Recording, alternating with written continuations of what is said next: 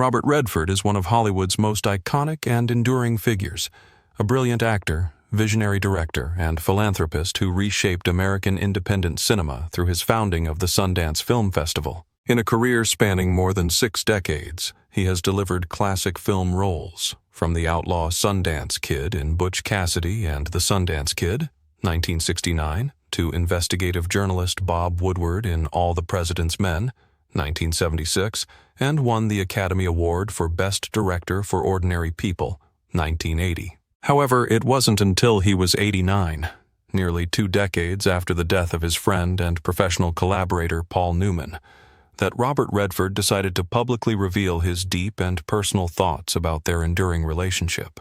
What prompted a notoriously private icon who maintained his privacy even in complex personal matters like his marriage and family to finally open up about their friendship? Did the complexity of their artistic partnership create an unspoken understanding that made words unnecessary until the very end? Or is this confession a reflection of loss, a belated tribute to the profound influence Newman had on Redford's personal life, treating him like a brother?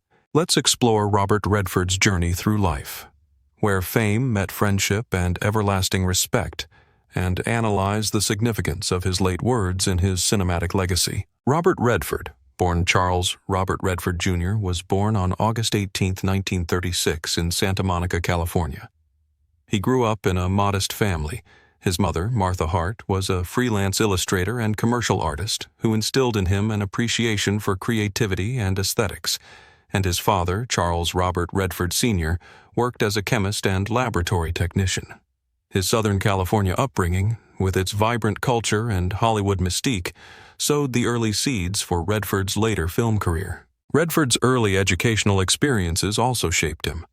He attended Van Nuys High School, where he developed a love of drama and performance. After high school, he studied architecture at the University of Colorado. However, his passion for the arts led him to abandon architecture to pursue formal acting training. He attended the American Academy of Dramatic Arts in New York City, a prestigious institution that provided him with a rigorous training. Redford's acting career took off in the late 1950s and early 1960s with television appearances in series such as Alfred Hitchcock Presents and The Twilight Zone. He made his Broadway debut in 1959 with a small role in Tall Story. His biggest success on Broadway was as the demure newlywed husband in Neil Simon's 1963 comedy Barefoot in the Park. Redford truly emerged as a genuine Hollywood icon in the late 1960s and 1970s. His breakthrough role was in Butch Cassidy and the Sundance Kid, 1969, opposite Paul Newman. This film captured the imagination of audiences, cementing his image as a charismatic leading man, possessing a blend of rugged charm and sophisticated composure. Redford's portrayal of the Sundance Kid was not only critically acclaimed but also culturally influential, representing a new kind of American hero who was at once rebellious, introspective, and charismatic. In addition to Butch Cassidy and the Sundance Kid, Redford won a BAFTA for this role and for his roles in Downhill Racer, 1969, and Tell Them Willie Boy Is Here, 1969. His career continued to flourish with roles in later films such as The Sting, 1973. This reunion with Paul Newman became the highest-grossing film of 1974. The film also earned Redford his only Oscar nomination for Best Actor, All the President's Men, 1976.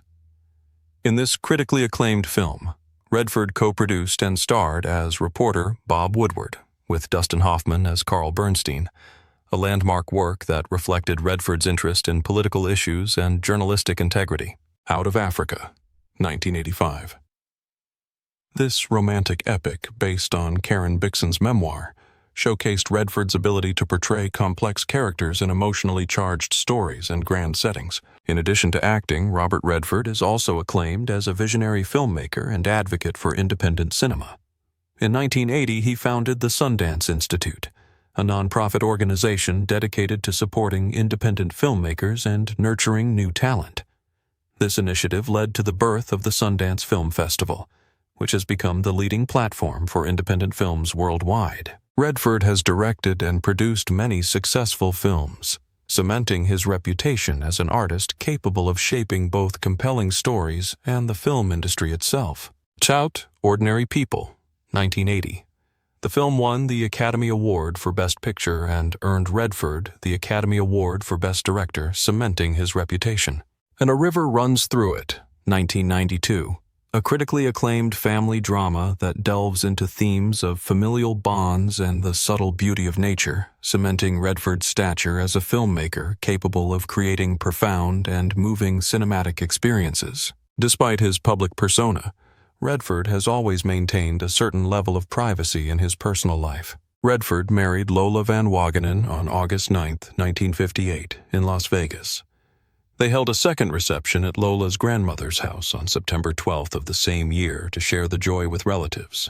They had 4 children. 1. Scott Anthony Redford, born September 1st, 1959, who tragically died at the age of 2.5 months on November 17th, 1959, from sudden infant death syndrome, SIDS. 2. Shauna Jean Redford, born November 15th, 1960, a talented artist who married journalist and author Eric Schlosser. 3. David James Redford, born May 5, 1962, who pursued a career in writing and film production, died on October 16, 2020, leaving behind a legacy of storytelling. 4. Amy Hart Redford, born October 22, 1970, is an actress, director, and producer. Although Redford and Van Wagenen maintained a deep connection through their children and shared experiences, their romantic relationship grew distant over time. The couple never publicly confirmed their separation or divorce, remaining private about their evolving relationship.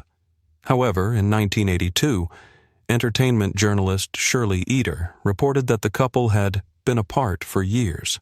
On July 11, 2009, Redford entered a new chapter in his personal life when he married his longtime girlfriend, Sybil Sagers, an artist. Ironically, for someone as famous and incredibly successful as Robert Redford, his greatest tragedy was not a public scandal, but a deep personal loss. One of the biggest losses was the death of his lifelong friend and film collaborator, Paul Newman. The relationship between Redford and Newman was celebrated by the public through their great chemistry and the commercial success of 2 films, Butch Cassidy and the Sundance Kid, 1969, and The Sting, 1973. Paul Newman died in 2008. The public knew they were friends, but Redford always kept his deep and private feelings about his co-star private. Newman was awarded an honorary Oscar in 1985, and Redford dropped out of a film project, A Walk in the Woods, that he had planned to co-star with Newman after his death, showing how influential Newman was. However, the public did not really understand the deep nature of this relationship. The relationship between the 2 legends was only unveiled at Redford's age of 89 through his rare and intimate confession. Redford spoke candidly and with an understanding that only comes from a shared life and mutual respect. Paul is the kind of person who makes everyone around him better, he revealed. He described Newman as having an easy charm and humility, never letting success overshadow his humanity or generosity, even at the height of his fame. More importantly, Redford shed light on the unique dynamic of their professional collaboration. "We had an unspoken understanding on set," he explained. This respect allowed them to push each other creatively, while maintaining a light-hearted friendship that made long shooting days feel seamless. They spent countless hours discussing character motivations, improvising scenes, and challenging each other to improve their performances, not for fame, but for the love of the craft. The truth behind the long silence is not a scandal, but the depth of a rare personal and professional friendship. Redford has revealed the personal impact Newman had on his life. "He was more than just a friend. He was like a brother," Redford revealed. Their bond was a rare blend of companionship, mentorship, and quiet encouragement that transcended conventional social connections and left a lasting mark. Redford's choice to speak out at age 89 is an act of nostalgia and gratitude. Aging and death, Redford himself died at 89, may have been the catalyst for this final testimony. It is Redford's way of cementing Newman's legacy as not just cinematic, but deeply human. Redford has always been a celebrity reluctant to embrace the sex symbol image.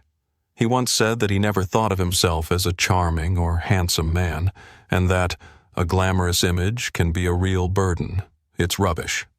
He always sought to challenge conventional wisdom and pursue complex social issues, as in Quiz Show. Because of this low-key nature, Redford and Newman maintained a private, unpretentious relationship, despite the spotlight. The truth behind their relationship was not something to hide, but something they wanted to protect from public trivialization. Their relationship was built on deep professional respect. Redford shared how Newman taught him that success is measured by kindness, integrity, and the impact you have on people. This showed a shared philosophy of work and life, a value system that transcended the pressures of Hollywood. Redford's confession is a testament to the integrity that Newman represents. The culmination is the moment Redford decided to open up, using his public platform in his later years to pay his deepest tribute. This is the moment he fulfilled his role in telling the full story of this great duo, based not only on their two successful films, but also on their personal support, mentorship, and brotherly friendship.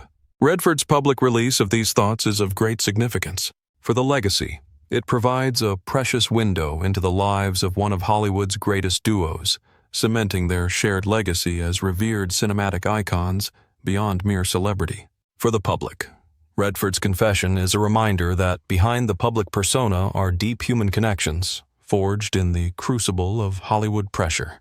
It challenges the idea that celebrity relationships are only superficial, the meaning of the dark truth and the structure of mystery. In this case, the dark truth is not a scandalous secret, but rather a truth about a personal depth hidden by Redford's reticence.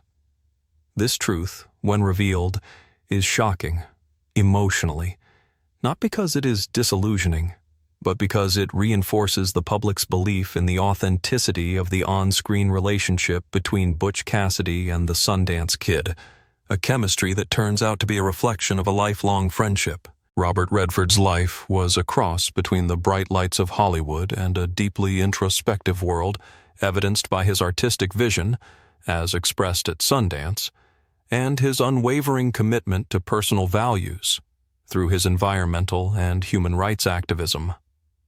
His career was marked by achievements such as winning the Academy Award for Best Director, 1980, and the Golden Statue Lifetime Achievement Award, 2017. His belated confession at age 89 about Paul Newman is a meaningful final chapter in Redford's legacy.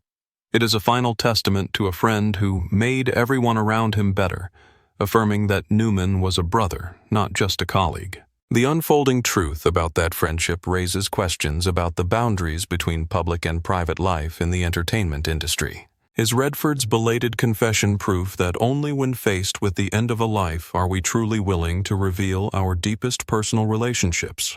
Or is it a way for Hollywood icons to protect their most sacred things from the public glare so that they remain as intact as possible?